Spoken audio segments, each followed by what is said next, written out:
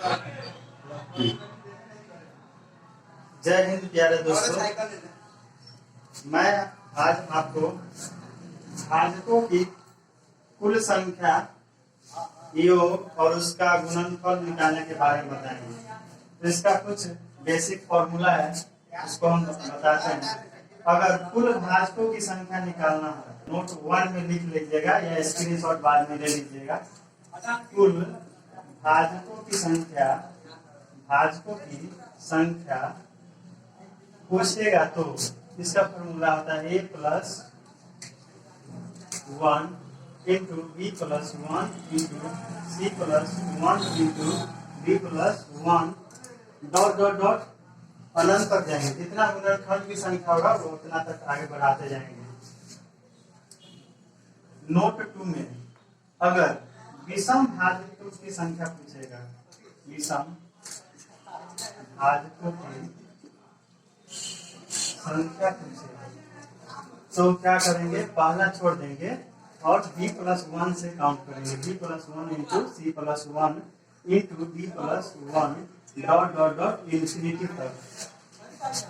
अब पूछेगा सम भाजकों की संख्या, सम भाजकों की संख्या, संख्या यानी कुल संख्या। कौन चीज? कुल संख्या। कुल संख्या पूछेगा,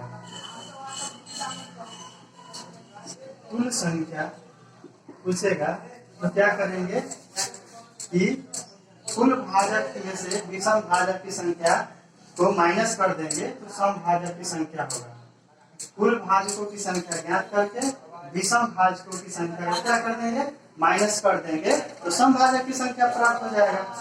तो इसमें लिखेंगे कुल भाजकों की संख्या, भाजकों की संख्या माइनस माइनस विषम भाजकों की संख्या, विषम भाजकों की संख्या। इस तरह से इस तीन को माध्यम से हम भाजकों की संख्या निकालने के सीखेंगे।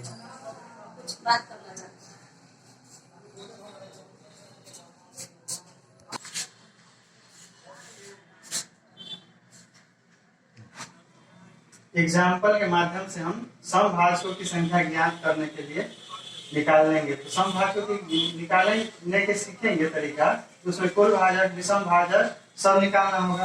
तो सबसे पहले इसका ना अभाज्य गुणनखंड निकालेंगे। इसको क्या करेंगे, अभाज्य गुणनखंड निकालेंगे। 10,500 का अभाज्य गुणनखंड निकालेंगे इस तरह से।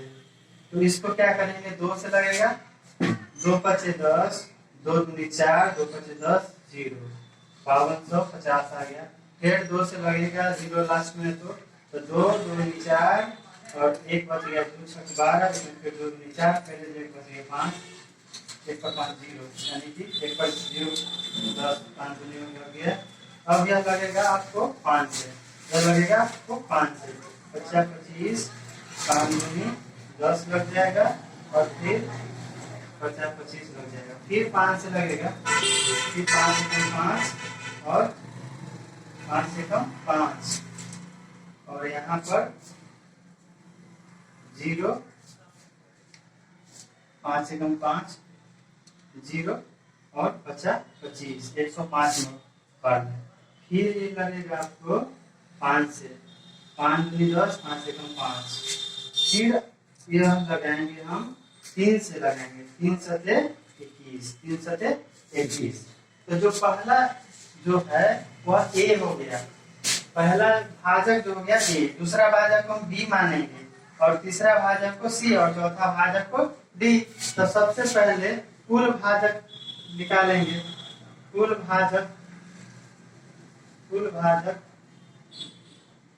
भाजकों की संख्या। तो कुल भाजकों की संख्या क्या होता है, a प्लस 1, a प्लस ए मतलब a का मान यहाँ लिख लेंगे। a का मान हो गया 2, b बराबर 2 हो गया और c बराबर b बराबर 3, ये 3 और 5 है ना, b बराबर कितना हो गया 3 हो गया और c बराबर हो गया ई ए हो गया, ई बी हो गया, 3 हो गया, जो सी हो गया, तो 1 है सी की संख्या, और डी भी कितना है 1 है। भाजकों की संख्या 7 है, इस डी के स्थान पर 1 रख दिए, मतलब एक बार 7 है, तो 3 भी एक बार है, इसीलिए सी का मान 1 हो गया। ए का मान 2 को 2 है, इसीलिए 2 को रख दिए। बी बी भाजक मतलब हो गया 5 वाला, तो 5 वाला कितना संख्या हो गया 3, 3 को लिख दिए, ठीक है। इसी तरह से भाजकों की संख्या को हम डिनोट करते हैं। तो कुल भाजकों की संख्या का फॉर्मूला क्या होता है, a + 1 into b + 1 into c + 1 into d + 1, इसी तरह से आगे बढ़ाते जाएंगे। c + 1 into d + 1 dot dot dot. तो a का मान हम लोगों ने यहाँ निकाला है 2 प्लस 1 इंटू में d का मान है 3, तो 3 + 1 हो जाएगा। फिर c का मान है 1 और प्लस 1 लिख देंगे, और d का मान है फिर 1, तो फिर d का मान 1 + 1। अब इसको क्या करेंगे, जोड़ देंगे और गुना कर देंगे।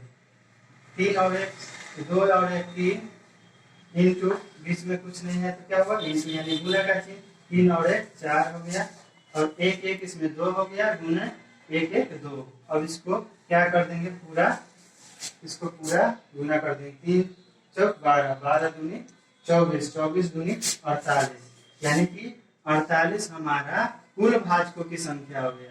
अगर कुल भाजकों की संख्या पूछता तो कितना होता, 48 होता, लेकिन यहाँ सम भाजकों की संख्या निकालने के लिए पूछ रहा है, तो सम भाजक की संख्या कुल संख्या निकालने के लिए कुल भाजकों की संख्या और माइनस विषम भाजकों की संख्या लिखना पड़ता है।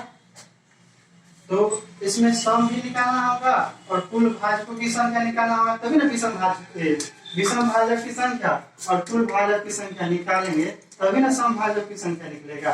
तो विषम भाजकों की संख्या निकालना होगा, विषम भाजकों की संख्या, विषम भाजकों की संख्या।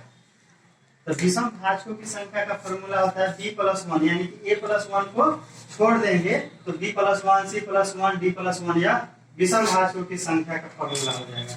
तो a + 1 को छोड़ दिए, a + 1 को छोड़ दिए तो b + 1 c + 1 यानी कि b + 1 यानी 3 + 1, तो 3 + 1 यानी कि 3 और 1 4 हो गया, इंटू इसमें 1 + 1 2 हो गया, इसमें 1 + 1 2 हो गया, यानी कि विषम भाजकों की संख्या 4 दूनी 8, 8 दूनी 16 हो गया। विषम भाजकों की संख्या अगर निकालना पूछता तो यह आंसर 16 हो जाता, लेकिन यहाँ सम भाजकों की संख्या निकालने के लिए पूछ रहा है। तो सम भाजक की संख्या का फॉर्मूला होता है कुल भाजक की संख्या माइनस विषम भाजक की संख्या। सम भाजकों की संख्या बराबर होता है, सम भाजकों की संख्या बराबर होता है कुल भाजक की संख्या, कुल भाजक की संख्या माइनस विषम भाजकों की संख्या।